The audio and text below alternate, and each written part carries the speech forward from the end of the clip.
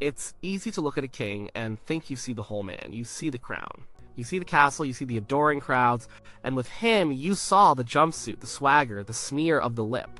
You heard the roar of the audience. It was 1972, he was on top of the world. Or at least, that's how it looked from the outside. But the world he lived in was small. It was a penthouse suite in Las Vegas, it was a guarded mansion in Memphis. It was a movie set, it was a recording studio, he was surrounded by people all the time. His guys, his entourage, they were there to get him what he wanted, to protect him, to laugh at his jokes.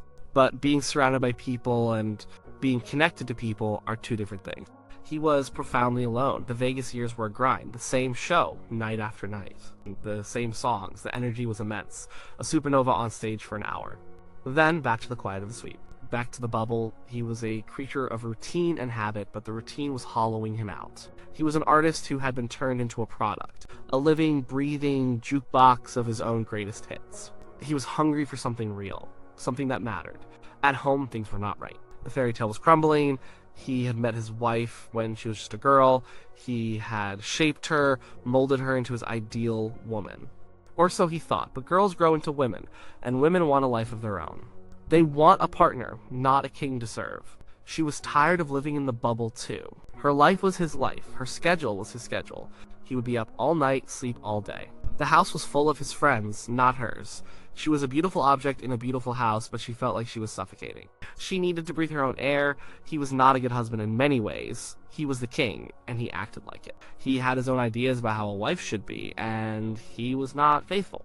Far from it. It was a different time, with different rules for men like him. An unspoken arrangement. But arrangements don't stop the heart from hurting. He could have any woman he wanted, and he often did. But he expected her to be pure, to be his and his alone. The hypocrisy was a canyon between them. She found a connection with someone else. A karate instructor named Mike Stone. It wasn't just physical. He saw her as a person. He listened to her. He talked to her. With him, she was not just Mrs. Presley. She was herself. The affair was a secret at first. Then it became a lifeline. It was her escape from the golden cage. The day it all broke is part of the legend. She told him she was leaving him. She was in love with someone else. The reaction was not what you might expect from the swaggering king of rock and roll. It was not just anger. It was a deep, shattering wound. His control was gone. The one person he thought was his, a permanent part of his world, was walking away. He had failed, the boy from Tupelo who promised his mother he would make something of himself, who bought her a pink Cadillac, who built a fortress of a home, couldn't keep his own family together. The anger came, of course. There were threats, there was rage, but underneath it all was a profound, childlike pain. He was hurt, he was confused, he had everything, why was this happening? He didn't see his own part in it, not at first. He only saw the betrayal, he saw the empty space beside him. The separation was official in early 1972. They tried to be civil. There was a child involved, their daughter, Lisa Marie. But the heartbreak was immense. It hung over him like a shroud. He went through the motions of his life, the shows, the adoring fans. But inside, he was adrift. The loneliness he always felt was now a vast, empty ocean. A few months later, in March, he was scheduled for a recording session at RCA's Studio C in Hollywood. It was supposed to be business as usual. Find some new songs, lay down some tracks, create the next product. His producer, Felton Jarvis, was always looking for material. The well of great songs written specifically for him was running dry. They often listened to demos of songs written for other people. His bodyguard, Red West, brought him a song. It was a simple country ballad. It had been written a couple of years earlier by Wayne Carson, a songwriter who was in a tight spot himself. Carson was in Memphis, trying to finish a song, and his wife called, frustrated that he was always working. He tried to smooth things over on the phone. He said, "I know I've been away a lot, but you were always on my mind." The phrase stuck. He jotted it down. Later, with the help of Johnny Christopher and Mark James, he finished it. It was a song of apology, a song of regret, a song for a man who didn't do the little things, who didn't say the right words, but whose love was true underneath it all. The song had been recorded before. Brenda Lee did a version. Willie Nelson would later make it his own. But it hadn't become a major hit. It was just a good song waiting for the right voice at the right time. And now was the right time. Red played the demo for him, he listened, the room was quiet. The lyrics were not complicated, they were plain, direct, honest. Maybe I didn't treat you quite as good as I should have. The line hit him. It was a direct reflection of his own thoughts, the things he couldn't say, the feelings he couldn't articulate. His whole life was about image, about being the king. Kings don't admit fault.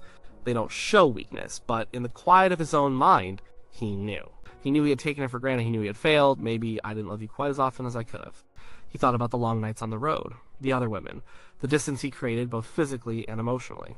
He was there, but he wasn't present. He was a star, a planet, with his own gravity, and everyone else was just a moon caught in his orbit. He never considered what it was like for her, orbiting in the darkness. Little things I should have said and done, I just never took the time. It's always the little things, not the grand gestures, not the diamonds or the cars. It's the small moments of connection, the listening, the understanding, the quiet support. He had never been good at that. He was used to being the center of attention, not giving it. The song was a confession of his own emotional neglect. He agreed to record it. He knew he had to. This wasn't just another song to fill an album. This was his story. This was his heart laid bare.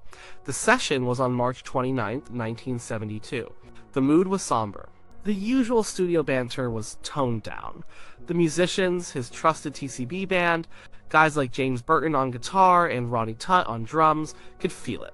They knew what was going on in his life. They saw the pain behind his eyes. He stood at the microphone. He wasn't performing. He wasn't putting on a show. He was testifying. The first take was raw. His voice was thick with emotion. He wasn't just singing the words, he was living them. He was pleading. Each line was a memory, a regret. When he sang, tell me that your sweet love hasn't died, it wasn't a lyric. It was a prayer. He was singing it directly to her, to Priscilla, wherever she was. And he poured all of his hurt, all of his regret, all of his love into that microphone. He wasn't the king of rock and roll. He was just a man who had lost his woman and was trying to understand why. He was a man admitting his own blindness. The band played with a gentle, supportive touch. They weren't just backing a singer. They were cradling a friend. They gave his voice the space it needed to break, to soar, to confess. The production was simple, stripped down. There was no room for pretense. It was all about the emotion. He finished the take. The control room was silent. Everyone knew they had just witnessed something special. Not just a great vocal performance, but a moment of pure, unvarnished truth. It was the sound of a man's heart breaking. He had used the studio as his confessional. The song was his act of contrition. Oddly enough, when the record was released, this masterpiece of raw emotion was not the main event.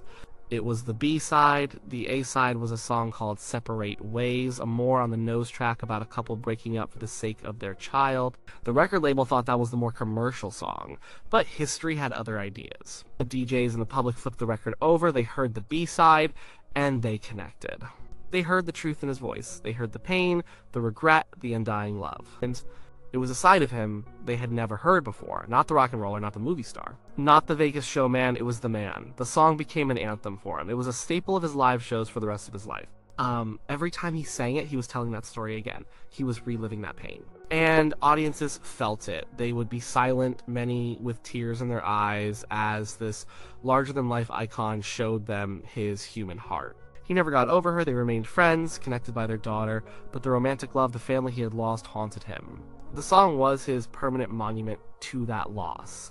It was his way of saying what he couldn't say in person. It was his way of keeping her close. People often wonder why some songs stand the test of time. It's not always about the melody or the clever lyrics. It's about honesty. When an artist taps into a universal human emotion with genuine feeling, it becomes timeless. Love, loss, regret. We've all been there. We've all had moments where we wish we could go back and do things differently, say the things we left unsaid. That recording session in March 1972 wasn't about making a hit record. It was about survival. It was about a man using the only tool he had, his voice managed to process the greatest emotional pain of his life. He took a song written by someone else and made it completely his own, so much so that it's impossible to imagine anyone else singing it with that same weight, that same desperate sincerity. He wasn't acting, he wasn't performing, he was confessing his failure as a husband and as a man and begging for a second chance he knew he wouldn't get. He was telling Priscilla and the entire world that despite all his mistakes and all his failings, she was always on my mind.